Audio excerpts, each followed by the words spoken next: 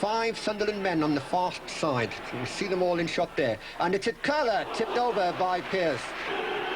And Gordon Armstrong taking the Sunderland right wing corner. That's it. Yes, it's in. Eric Gates. And here's Paul Lemon. Can he score? Yes, he scored. Paul Lemon scores the opening goal for Sunderland. Chance for Sunderland here. Atkinson on the far side. Oh, and what a great save by the goalkeeper. And but it's there. Sunderland have equalised. It's 2-1. Sunderland 2. Mansfield Town 1. Armstrong gets the crossover. And a penalty, a handball offence in the Mansfield Town defence. And it's another penalty for Sunderland. And it's 4-1. Sunderland 4, Mansfield Town 1. Birchin, and the snapshot by Owers, and it's there. And away comes Sunderland, a very good penetration pass inside that Fulham half, and it's Sumisia. Yeah, what a start for Sunderland. The goal inside the first minute by number 10, Marco Gabbiadini. And it looks as if Gabbiadini might well get a second here for Sunderland. He has! What a fine shot on the turn by Gabbiadini. Good one, it's a deep one. Bennett keeps it in. Headed away desperately to come out for Doyle. Atkinson back in again. And it's there from John McPhail. John McPhail with his first goal for Sunderland other than a penalty. Doyle to Lemon. Lemon across goal, it's there, it's there. Kay drives it in, Gabbiadini should score and does, it's 3-1 to Sunderland. Owers chips it across, and it's there. Gabbiadini beats his man, gets to the line, goes inside, pulls it back, and there's another goal. Owers going for the line, gets the ball across early, and there again for Sunderland. Gabbiadini has a great chance. He's round the goalkeeper and he put the ball in. It's there. It's 4-1 for Sunderland. How did you change the training methods when you first came here? Well, I don't really know that I changed them because I didn't know what was going on here last year. I didn't know what the coaching and the training was like. So I just came in and did exactly the same as I've been doing for the last 5 years at York, using enjoyment, a lot of spirit in the training, a lot of hard work, a lot of short, sharp stuff. Getting lads really to enjoy what they're doing. I mean, there's no good coming in every day thinking, no, I'm not looking forward to this or I don't want to do that. I try to change things every day in, day out, make something different. And within that, as I say, total enjoyment. Now, can you go through the training week, say starting on a Monday morning and leading up to a match day morning? If we play Saturday, no midweek games, then we'll have Sunday off. Occasionally Monday, depending on how the lads have played on the Saturday and the terms of injuries, etc. And then we will probably train Tuesday morning, Wednesday morning, and then within that, in the afternoons, there'll be a little bit of individual stuff. We will take the forwards, and the gaffer will come in and take the defenders, and Chris McMenemy will do a little bit with them as well, and the kids. And on Thursday we'll give them a day off, and we'll be back in Friday morning to finish the week off. And hopefully that you can build it up to a little crescendo, so you don't work too hard Tuesday, a nice hard day on Wednesday, ease it off again Thursday with a day off so they can get their legs back or whatever, and then back in on Friday and nice and sharp, and then they go into the Saturday in the right frame of mind. I would say 85 goals bears that out. Yeah, I mean, it's nice to score goals, but it's also nice to keep a few clean sheets, which was the only thing that worried us to start with. We were letting one or two silly goals in, and we've done that on a couple of away results where we were beaten at Bristol and we were beaten at Aldershot. But generally, we've tightened things up at the back, and with the flair we've got going forward in terms of Eric Gates and Gabbers, and we've got Colin Pascoe in now, and Paul Lemon's played and got a fair share of goals for us. We've played at first division level in spells, and if we can maintain that and perhaps just add 1 or 2 players, providing we can generate some cash. I mean, we need to get people through the turnstiles to make money, to generate cash, so that the chairman can say, there's another few bob to go and spend. The club, when we took over, was not probably in the best financial position it's ever been in, and so it's very difficult to go and buy players that you want. When you do inquire about them, they're 25 grand, 50 grand, 75 grand more expensive to us than to anybody else, because we're Sunderland Football Club. That's the problem we have dealing with other clubs, because we are a big club. But if we can generate some cash, then we will probably add to the squad just a couple of players we think we need. But basically, we've got a very good young squad, bit of experience amongst it as well, which is very, very important, and we think we can go from strength to strength and hopefully go straight through next year as well. What were your first impressions when you got here? Big club, some good players. Morale was low. Just a matter of sorting out the morale, getting the lads cheered up and getting them playing as a team. It was important that we got a good start, and yet we had injuries to players like Gordon Armstrong fairly early on. How did you manage to cope with that? That was one of the benefits of coming to a big club. We'd got a reasonably strong squad, a large squad, and throughout the season you will get injuries. We'd got enough players to cope with it, and they coped very, very well.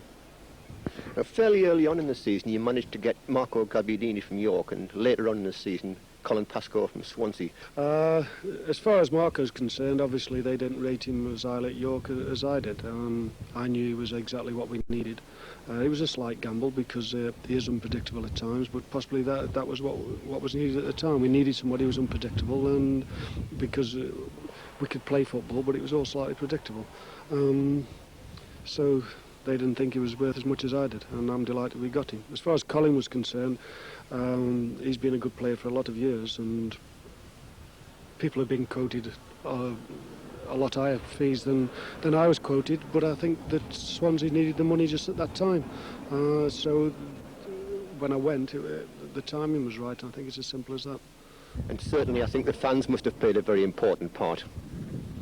The fans are exceptional. They turn up in vast numbers, which is important, and they get behind us and cheer. They took a little bit of getting used to the third division, but once they did, they realised there were some reasonably good sides in it, and we were playing good, attractive, attacking football. They turned up, and I think they've enjoyed the season. And finally, Mr. Smith, can I ask you for your hopes and ambitions for the future? I've only got one ambition, and that is to manage in the first division. Hopefully it'll be with Sunderland Football Club.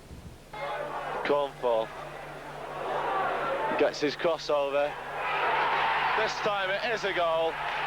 Conceding the throw-in. And Cornforth is brought down in the penalty area. It's a penalty to Sunderland. It's 2-0. Gabbiadini under this, and gets the header. Through comes Cornforth. Cornforth scores for Sunderland. Gates in the centre. Gabbiadini, yes! But he's forced wide. He sends the ball into the middle. Gates in, yes! Eric Gates. Cornforth going through and scores. Cornforth's second of the match, and that could be the goal that decides this match. Always is wide to the right. Still Gates picks up the loose ball. Gabbiadini, still Gabbiadini, round the goalkeeper and nets the ball. Gets the ball back across. Gates underneath it and puts the ball in. And Gates waited for that one. He's got the ball and he's put it home. Yes, another chance for Gabbiadini. He's got Gates in the centre and Gates makes it 6. Gabbiadini wants it played through, so too does Eric Gates. Gates is there and makes it 7. 4 goals for Eric Gates. Sunderland 7, Southend United 0. He takes the throw to Gates, back to Lemon. Appeals for offside, not upheld. The ball is there. Yes. Gates. Corner. And it's there by Paul Lemon this time. Kept in by Atkinson, who swings it back in, and it's there. Ours might try one. No, he's blocked. He's got to go for the line. He gets it over. Vetchin, 5-1. Corner turns, puts it back into the centre. And another one, 6-0. 6-1 rather. Passes the ball to him. Lovely weight on that pass. The ball across, and there's another goal. Hooked in by Doyle. Fisted away, and it's there. Up comes MacPhail. And maintains his 100% penalty record for Sunderland. Lemon's corner. Near post. Across to Gagliardini. Couldn't turn. And the ball is in. Yes! Gagliardini to Cornforth. Cornforth over to the far post. Gates is waiting and scores. Gates again. It's 2-0. Cross to Lemon on that far side. Lemon to Gates. Gates scores easily. And that's the goal I was talking about. Runs up and scores. Atkinson, good corner. It's there. Gagliardini waiting. And it should be, yes, it's there. Kay's gone for the line, turns it back in. Lemon, it's there. Chance here for Sunderland. And that's an own goal. That's a goal. Headed on by Armstrong. And that's 3-1. That's what happens. And the free kick driven, but against the wall. Chance though, still there. Oh, and the ball, it goes in, yes. Gates. Gagliardini's loose. He's clear on the goal. And he scores. It's a beautiful goal from Gagliardini. The breeze favouring Sunderland in this first half as the corner is swung in. Good on, Bennett's there and scores. Quo in trouble. Gagliardini. Gagliardini again and scores. Yes, he scores. Lemon again. Bennett. Gagliardini. Bennett scores. That's a good threaded through ball by Doyle. Early ball by Atkinson. Birchin, and it's ours who scores. Gates. No offside against Birchin. Birchin going through edge of the area, has the shot, and guess he gets the goal to the far post, and the whistle has gone. It's given. The goal is given. Gagliardini slips one man. Gates is waiting in the centre. Still Gagliardini fires in. Yes. A fine goal by Marco Gagliardini. Goes for the line, beats Morgan, gets the ball over to the far side. It's a good cross and a great save. Bites it all, but it's not over yet. Yes, it's in. Armstrong to Gagliardini. Lemon gets the crossover, and yes, it's there again. Back in by Gary Hours. Gagliardini. Gagliardini, yes. Oh, what a good goal for Sunderland. Turns inside one man. He could have a shot here. It's to the far post. It's turned inside. Lemon, yes. Paul Lemon scores. Gates in the area now. Gets the ball across Bennett. And it's a simple tap in for Colin Pascoe at the far post. Going for the line. An early chip in. And yes, Gagliardini. Gagliardini scores for Sunderland.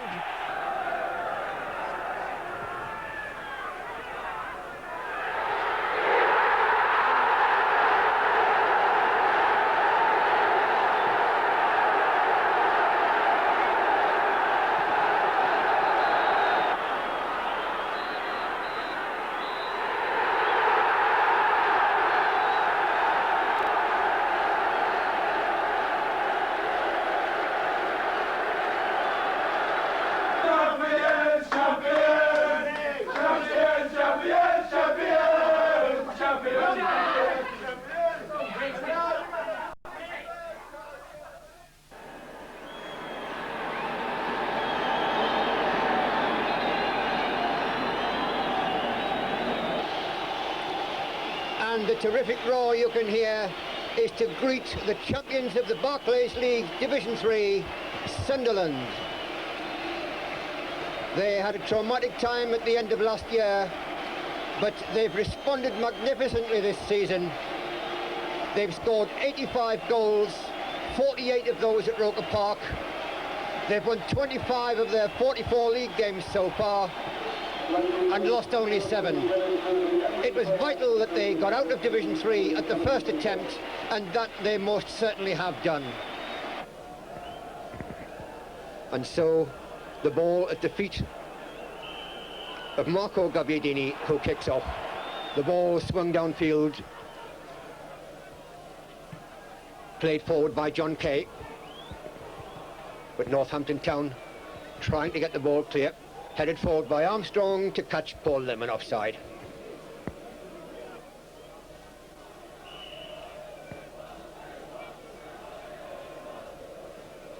Number 6 there, Trevor Slack. Floated forward. McPhail beaten in the air, but Doyle gets it clear to Gabbiadini. Lovely control by the young Sunderland player. He's taking on Paul Wilson for speed. He's going for the line. He's got there first, but Paul Wilson sticks to his task, and eventually Northampton have to concede the corner. Armstrong's corner. Over the bar, I think, by Bennett. Yes, it sails over the bar.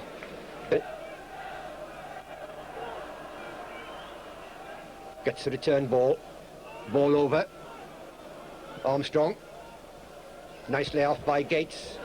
Through by Pascoe. Now Gabbiadini tries to get past his man. Can't do so. And the Northampton Town midfield bring the ball away. That was an advantage played by referee Jim McCauley. Into the centre by Russell Wilcox. Flicked on, and a chance just past the post. Okay to take it. Gates. Good cross by Gates. Gabbiadini on the far post. Kalisha can only just palm the ball away off his head. Now the Paul Lemon corner. Alan Snowden, the linesman, in short as the corner comes over. Gabbiadini just missing that one. And the ball is out for the throw. That's John McPhail thinking the ball had gone out for the corner. McPhail takes the throw to Gates. Kay inside for Gabbiadini. Gabbiadini trying to turn his man, gets the ball across. And another good save by the goalkeeper. And Marco Gabbiadini, in the last couple of minutes, has brought the crowd to life. They've been a bit quiet because Northampton Town have given Sunderland such a good game and denied Sunderland chances until this last couple of minutes. But now it's Gordon Armstrong with the corner. Floats it over, and again Gabbiadini. And there John Kay to take the throw. Gates flicks it through, hoping that Gabbiadini will get on the end of this. But Sunderland still have the pressure on. Gates, a lovely flick to Gabbiadini. Back to Gates. Can Gates score? No. It's a penalty though. And Gates brought down in the penalty area. Jim McCauley had absolutely no doubt that it was a penalty. Pointed straight to the spots as soon as Gates was tripped inside the penalty area. And Sunderland have the chance to take the lead. Up steps John McPhail to take the penalty. John McPhail, yes, scores his 10th penalty of the season, his 15th goal in all, and it's Sunderland 1, Northampton Town 0. Mean disappointment for them. Now Bennett dummies his man and then lets the ball run through. So the fact that Northampton Town have to attack may mean one or two gaps appearing in the Northampton Town defence as the game wears on. Lemon beats one man, lets it run to Gates. Gates for Lemon. Lemon running, so is the goalkeeper. The goalkeeper gets there, and Lemon sensibly holds back with his sliding tackle as he knew the goalkeeper had beaten him to it. McPhail now. Kay back to Hesford. Wilcox's free kick. Bennett there to beat Adcock. Singleton. McGoldrick looking for Adcock. Adcock gets there, but he's closed down, but does get the shot away, and it's in the back of the net.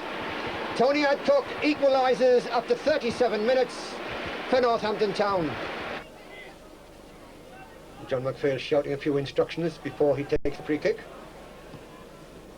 Now he chips it forward. Bennett's gone forward, gets the back header, but too many Northampton defenders there, and away they come. The ball played into the centre. McPhail just got there, but Adcock again receiving from Warren Donald, and the ball trapped between the legs of Adcock. And this will mean a drop ball. Always been dangerous on their attacks. And now the drop ball between Armstrong and Donald. The ball breaks and it's cleared from near the line. What a superb tackle by Gary Bennett. The ball got past Hesford, but outstretched the long leg of Gary Bennett from absolutely nowhere. And it looked as though Paul Culpin was going to force that ball home. But to the relief of the full end crowd, Bennett got there first. And now Gabbiadini's clear. He shoots, a great save by the goalkeeper. An early shot by the goalkeeper, by Marco Gabbiadini. But Glesher smothered it well. He didn't just stop it, he held it. McPhail snapped up by Singleton. And the half-time whistle goes. Sunderland 1, Northampton Town 1. And both sides attacking right to the very end of this first half. Northampton Town to kick off, attacking the Roker end, the goal away to our right in the second half.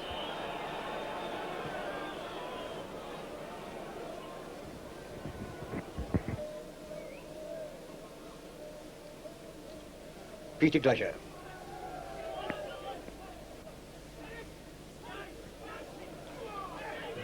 Gates and Pascoe working the ball nicely between them. Lemon on the far side making a good run, leaves it for Gabbiadini. Gabbiadini tries the shot, it rebounds off Wilcox. Lemon inside by Kay. Gabbiadini, Pascoe, Gabbiadini, in comes Armstrong, yes! Armstrong scores for Sunderland just 3 minutes into the second half. And Sunderland regain the lead. Gordon Armstrong makes it 2-1 for Sunderland. To Gates. Gates, a snapshot! Oh, what a brilliant shot and an equally brilliant save by the goalkeeper. Eric Gates suddenly turned and unleashed a tremendous drive, and it was going in, and there was no doubt about that. Now McPhail clearing for Sunderland. Pascoe, Gates, Doyle. Doyle way across to Lemon. Kay going on the overlap. That's Kay running through picture, but the bad pass intercepted by Dave Gilbert. And this is a good attack developing through Paul Wilson on the far side, but Bennett stops the attempted centre. Clears to Gabbiadini. Gates wants it, gets the ball. Bennett's gone through on the overlap. A lovely ball from Gates. And has Bennett got the speed? No, he hasn't, but he runs out of speed. And the ball eventually cleared by Russell Wilcox. The ball towards McPhail, and near enough to Peter Glesher's goal to cause the goalkeeper an anxious moment.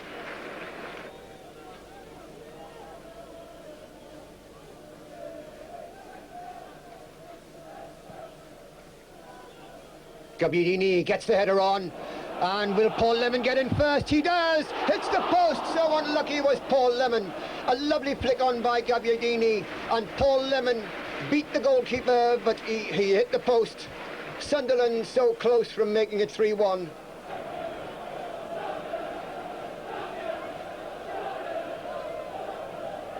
Lemon's header. McGoldrick, faced by Pascoe. Bad ball from him, straight to Armstrong. Lemon going forward, the flag stays down. Lemon has another chance, and this time he misses, but the ball goes into the net. Eric Gates didn't miss, and the Sunderland striker flat on the ground, but joyous that Sunderland have made it 3-1 after 75 minutes forward. But it's a good tackle by Russell Wilcox. Armstrong takes the throw quickly. Pascoe tricks his way around Wilcox, and a good tackle. Oh no, it's a penalty. It's another penalty for Sunderland, as the referee adjudged that Paul Wilcox brought down Colin Pascoe. So quite rightly, John McPhail calming his nerves, placing the ball to his satisfaction on that penalty spot before walking back. Now he turns, comes up and misses, and that's his 100% penalty record missed. back to McGoldrick. That's Pascoe challenging, doing well. The ball with Donald Doe, who sends the ball inside. Now Armstrong half clears it, and there goes the final whistle. And listen to the crowd, and it's just unfortunate that a few people have come onto the field. They were warned not to.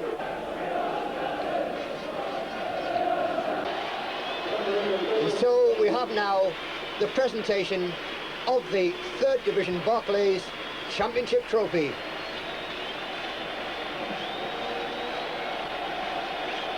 And we can console ourselves that the Sunderland players have at least come back onto the pitch. And there's Ruben Agbula in the tracksuit. And a special mention for him because he's been injured over these last few vital weeks. He played a sterling part in the club's drive towards the championship, but was unlucky to be injured. That's him on the extreme right, just beside Steve Doyle there. Wore the number 3 shirt with pride, and he was a favourite of the fans, and he deserves to take his place out there with the Sunderland players, getting a hug there from Pascoe. And there another fan coming onto the pitch, much to the boos of the crowd, and I hope he gets his just desserts. They've had several warnings, and it's good to see that only one spectator, or perhaps he doesn't deserve the word spectator, has come on. And is being told in no uncertain terms. And Gary Bennett has the trophy in his grasp, and to the huge delight of the crowd, the players are going towards the Fulwell end, even though we've had a tannoy announcement that they're not. But now they're going round the crowd behind the Fulwell end goal. Gary Bennett triumphantly holding the trophy aloft. It's a very small looking trophy, but that doesn't make it any the less in value. Sunderland can be proud to have won this trophy. They've had some battles in the past season, and they've had some excellent runs, and 51 home goals throughout the season. 88 goals in all so far. The crowd who've followed them near and far on away travels. And 3rd Division grounds aren't always up to the same standard as Roker Park. But they've come through, they've won the championship, and deserve this night of glory.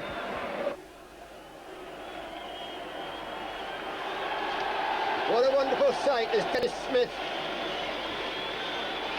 is hoisted aloft, triumphantly clutching the 3rd Division Championship trophy.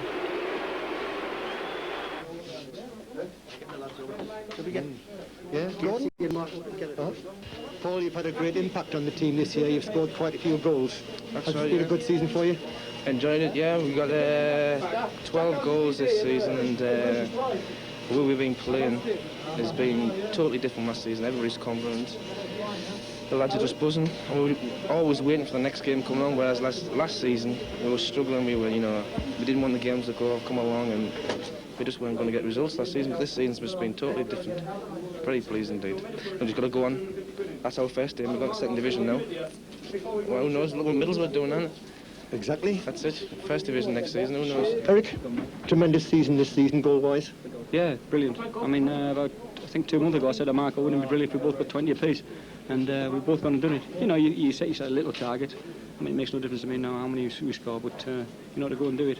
But what's caused the revelation in your goal-scoring form this year? You don't know. It's the lads you play with. Once you get a good set of lads around you, it doesn't half help. You know, people say that all the time. What's the difference? You don't train any harder. You don't do anything any different.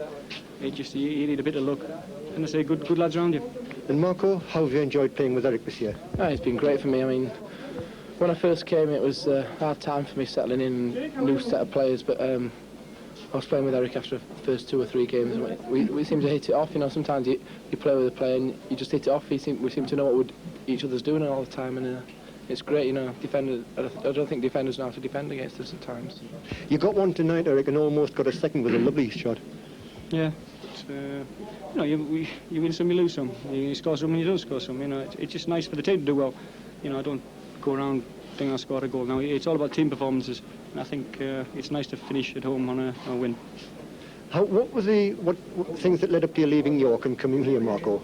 Well, nothing sort of led up to it. Just the boss wanted me, and he put an offer in for me, and York were willing to let me go, which was, I mean, it's been fortunate for me, really. I mean, I was when I heard Sunderland were in for me, couldn't really come to a bigger club. So I mean, just look at it out there today. Do you think they'll be able to carry on the lethal partnership together next season? Depends on this fella. Yeah, if we, I'd like to think so. You know, if it's down to me, I would love to think so. Give it a crack next year. John, you've, on occasions when Gary's been out injured, you've captained the side. What do you think are the qualities of a captain? I think really you should have 11 captains out there, really. But I mean, it's always an honour to captain your side. I mean, Gary's he's very influential. Like, you know, he talks quite well. I think he could talk more being a captain. But I think he should lead by example. And Gary's a class player, and I think people should, like, if he's like doing his business on the Saturday, then it leads to a great example. And as I say, I think it's a great honour, so I think a captain should lead by example, yeah. And lovely atmosphere out there tonight, but the fans have been great all season, haven't they? Oh yeah, I mean, it's just a pity that we seem to play better away from home than what we do at home. I don't know whether if it's pressure of the fans, with there being so many in, you can actually hear, it's hard when you hear 4,000 or 5,000 booing, then you can say, oh well, okay. But when you hear about 15,000, 20,000, it certainly gets to your head, and I think it gets to the players. But when we're away from home, we tend to play football a lot easier and a lot more fluently. So, I mean, next year will be a great thing for us to play in the second division. I think we'll do quite well there. Gary, a fabulous season rounded off in a fabulous way tonight. Yeah, that was our aim, you know, to be promoted and to go up as champions is, you know, that was our aim, and we're over the moon. Big difference from the last 2 years. Yeah, definitely. Obviously, the last 2 years we've been relegated, and obviously to come straight down in the third division was a bit embarrassing, but to go straight back, shows a bit of character from the lads and from the staff as well. And will you remember tonight for a while? Oh yeah, it always stands in your memory. You know, to go up as champions as well, you know, it'll always stick in your mind. Ruben, no doubt you'll be very happy tonight. Oh yeah, it's nice to be playing back in the second division again. What was the reason why you've been out? I know you've been injured, but just what sort of injury has it that's kept you out? I pulled the thigh muscle, and when it heals back, you normally get a little bit of a few adhesions sort of in the muscle itself. And although it's healed properly, the adhesions are still there. I've got to break those down. So although I'm sort of fit, kicking balls and that's a bit of a pain at the moment. So that's why I've been out for the last couple of games. Not so easy watching us playing, is it? Oh no, it's I was glad to get on Saturday at Port Vale, but tonight was hard work, sat there watching it. I would have preferred to have been out there with the lads on the pitch. Have you enjoyed playing for Sunderland this year? No, it's been great, especially the way we've been playing and that. It's been great. You've been very consistent, haven't you? Yeah, first of the month I think I've had my dodgy spells in the club, but I'm quite happy the way I've done, yeah. Have you any little superstitions you go through before a match? Just put the strip on, that's all. I would like to hear from both of you in turn how you think the methods, training methods and the whole approach has changed since the introduction of Dennis Smith and Viv Busby. Do you admire the way they go about things? Yeah, I think, well, from a personal point of view, you know, they've done a lot for me, and training is enjoyable, and, you know, you look forward to coming in every morning. Yeah, I think I would say exactly the same. I mean, last year, that was the biggest failure, I think, in the club.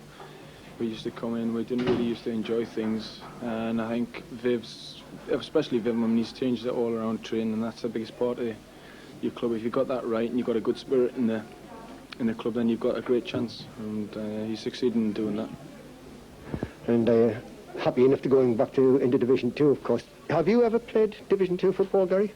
I've only ever played in one division, that's the third division. So I'm looking forward to it, and just have to work hard through the pre-season and hope I'm selected again next season. Gary, Gordon, thanks very much for talking to us. Best of luck next year. Thank you.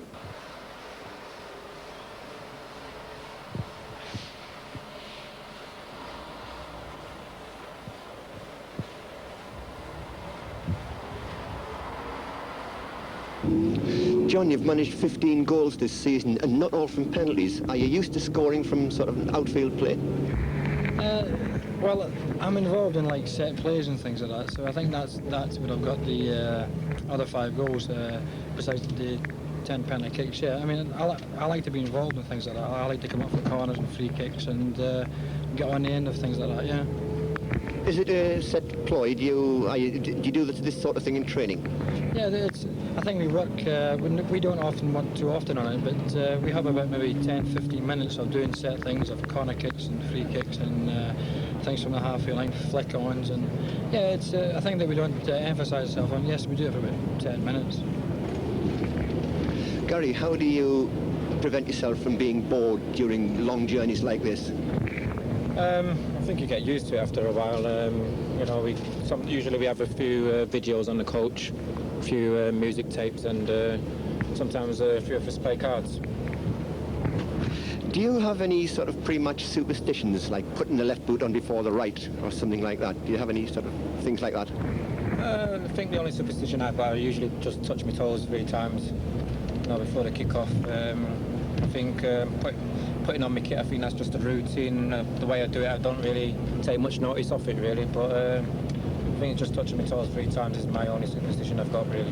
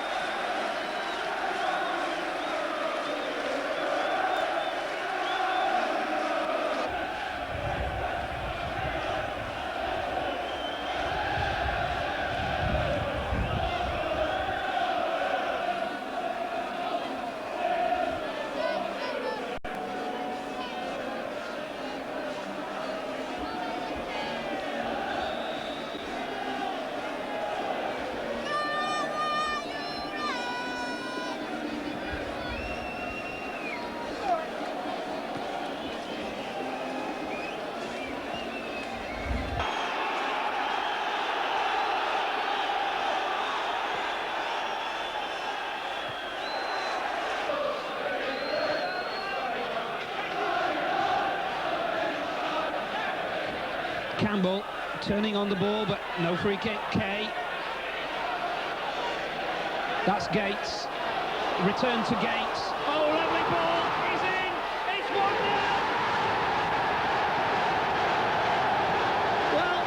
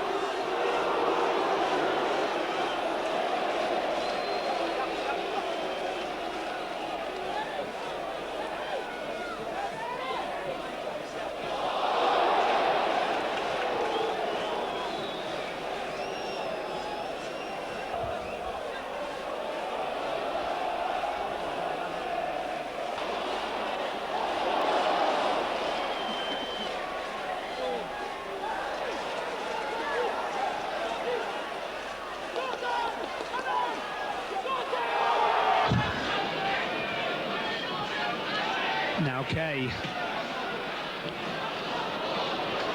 Skull.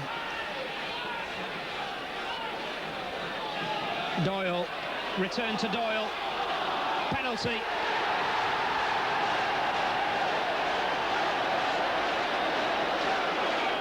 And the referee taking the name of Tony Grealish for the complaint straight away. And sending the other Rotherham players away. Eric Gates went down. And Rotherham looked doomed. Here we go.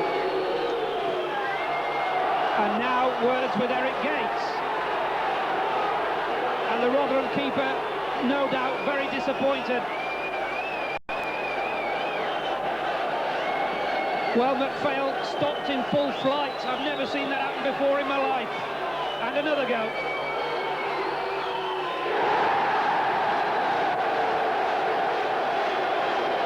Eventually, McPhail makes it 2.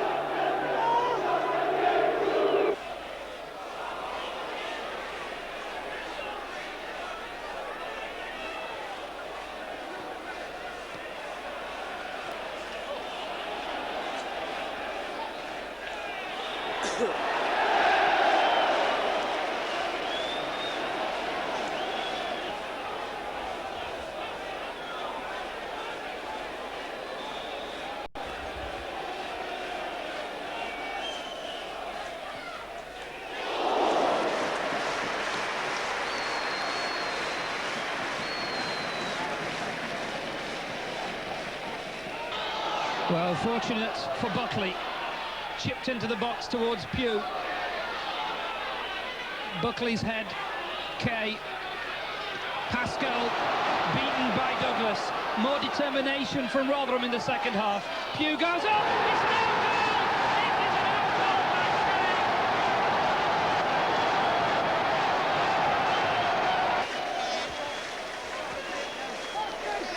own goal by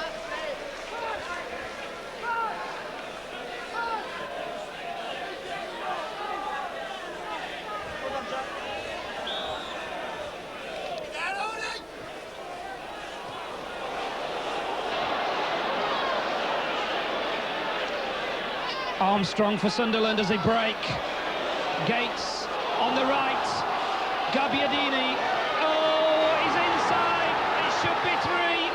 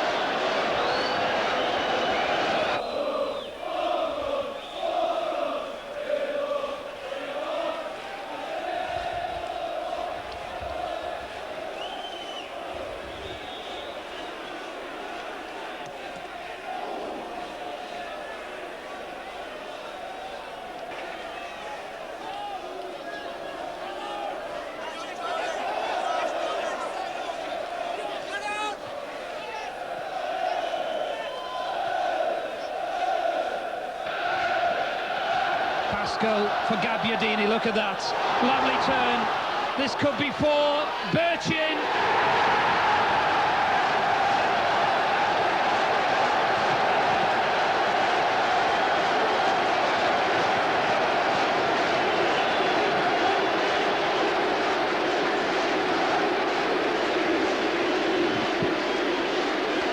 Well, the substitute, Keith Birchin, makes it 4, and Sunderland go out celebrating.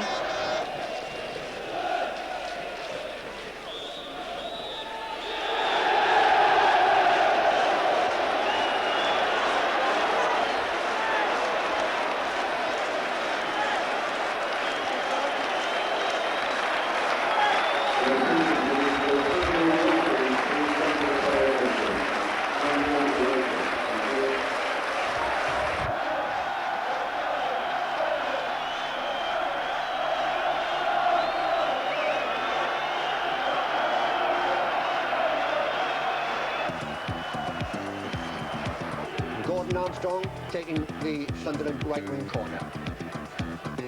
It's in, yes, it's in. Eric Gates. And here's Paul Lemon. Can he score? Yes, he scores. Paul Lemon scores an opening goal for Sunderland. Atkinson on the far side. Oh, what a great save by the goalkeeper. And but it's there. Doyle to Lemon. Lemon across goal. It's there. It's there. Gets the line, goes inside, pulls it back, and there's another goal. Gets the ball across early, and there again for Sunderland. Through comes Cornford. Cornford scores. Cornford's going through and scores. Another chance for Gabbiadini. He's got Gates in the centre, and Gates makes it 6. Passes the ball to him. Lovely Gate on that pass. The ball across, and there's another goal. Hooked in by Doyle. Sifted away, and it's there.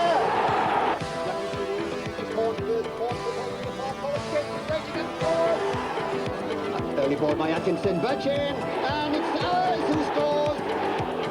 Gets a crossover, and yes, it's there again. Lemon going forward, the flag stays down, Lemon has another chance, and this time he misses, but the ball goes into the net. Eric Gates didn't miss.